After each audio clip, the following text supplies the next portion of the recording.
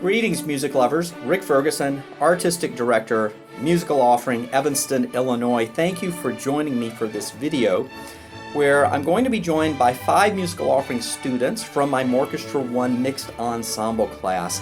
And we are exploring further the life of Joseph Bologne, Le Chevalier de Saint-Georges, 18th century composer, incredible life story.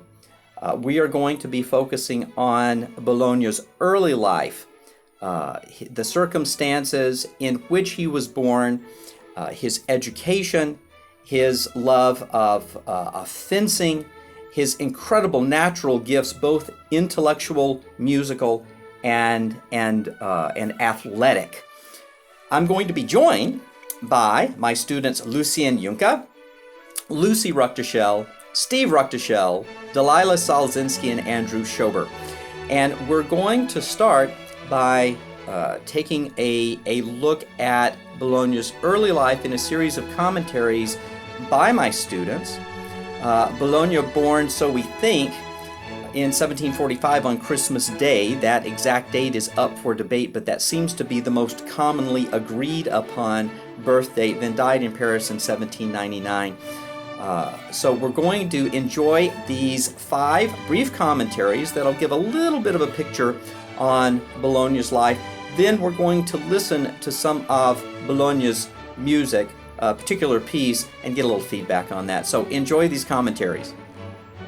Joseph de Bologne's parents were George de Bologna and Anne Nanon, and basically how they met was George de Bologna, his family was very wealthy, and Anne Nanon was sadly a slave to his family, and so once they met, they ended up getting together and they had Joseph. And their relationship had a pretty big impact on Joseph's life growing up because, of course, he didn't understand any of it. He was too young. And his father was wealthy, so he got a lot of privileges with that, but then on the other side, his mother was a slave. So growing up, it was really complicated. Joseph Bologne was born on Christmas Day on the island of Guadeloupe to a French plantation owner and an enslaved woman named Anne. Unfortunately, Bologne's African heritage made him ineligible for nobility and its titles under French law. Young Joseph had a very privileged life. He had a lot of time to play, and his father gave him daily lessons in music and fencing. When he was 7, he moved to France to get a better education from an elite boarding school, which only improved his skills further. Known about Joseph Bologne's early violin playing, though he probably learned how to play violin after learning to fence. When he was 10, he started at elite music schools in France. In 1769, he joined the Concert des Amateurs, and in 1771, he wrote his first big deal string quartet.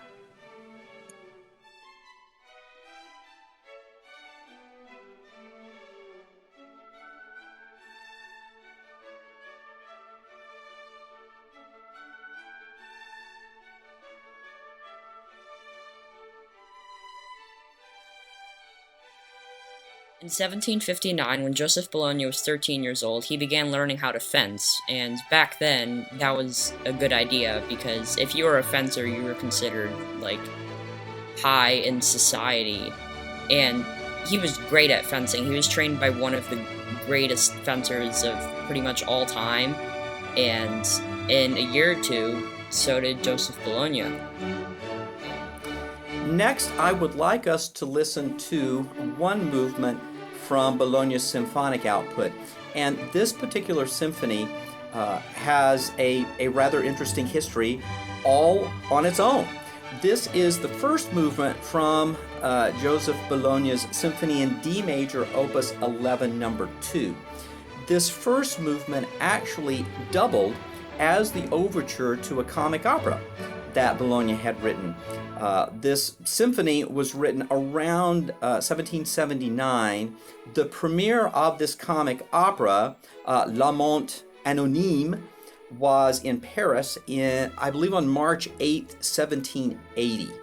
And so this movement would have opened this opera as well as being the first movement of the entire symphony. So we're going to listen to this first movement.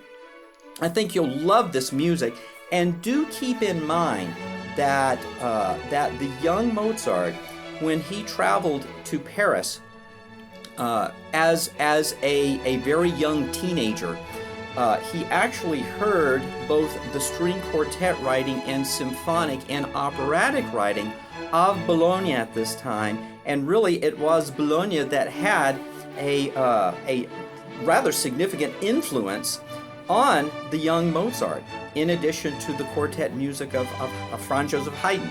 So let's listen to this first movement, Symphony in D major, Opus 11, number 2. Then we will hear some student reactions to this movement. So enjoy this beautiful music.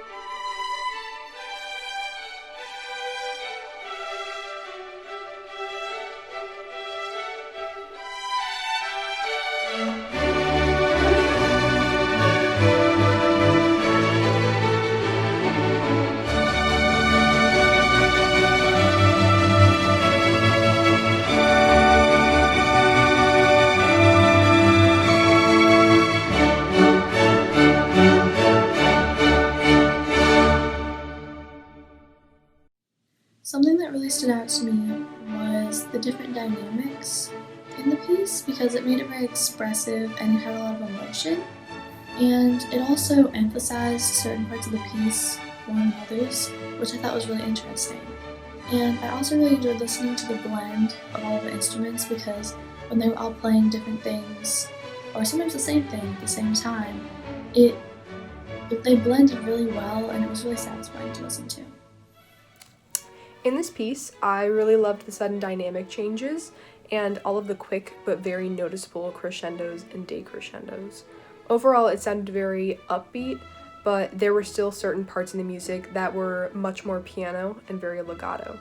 For example, near the end, there's a portion of the music that sounds a lot more minor and quiet than the rest of the piece, which I think adds nice contrast. I also really liked all of the different bow strokes Bologna used, and I could clearly hear the difference between these staccato and legato bow strokes switching throughout certain points in the music. One other thing that I think added a really nice touch to the piece were all of the harmonies created between different sections and instruments. Upbeat, but definitely not downbeat. It was kind of more heroic at the beginning, and then it went into more of like a sneaky or a chasing type thing. And I also think it could have been a dance. And I liked that you guys really know in the ending of the song, it didn't slow down.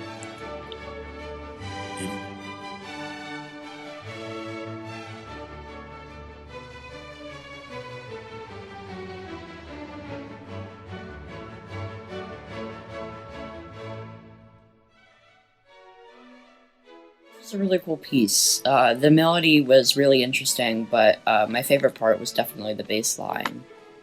That really worked well with the other parts. My favorite section of the piece was probably 2 minutes and 20-something seconds in. Yeah, I swear I've recognized that somewhere, but yeah, even if I haven't, that's one of my favorite pieces. So guys, thank you for helping us with this video. Thank you for your research, and thank you for your reactions to the piece. I would certainly encourage all of our viewers to do a little investigative work on your own into Bologne's life history, his wonderful musical output, and to find out more about him for yourselves. And I would invite you to subscribe to the Musical Offerings YouTube channel. Our students will constantly be creating new content, and we'll have it here for you. So come back to visit us often. Be well, and thank you for watching. Bye-bye.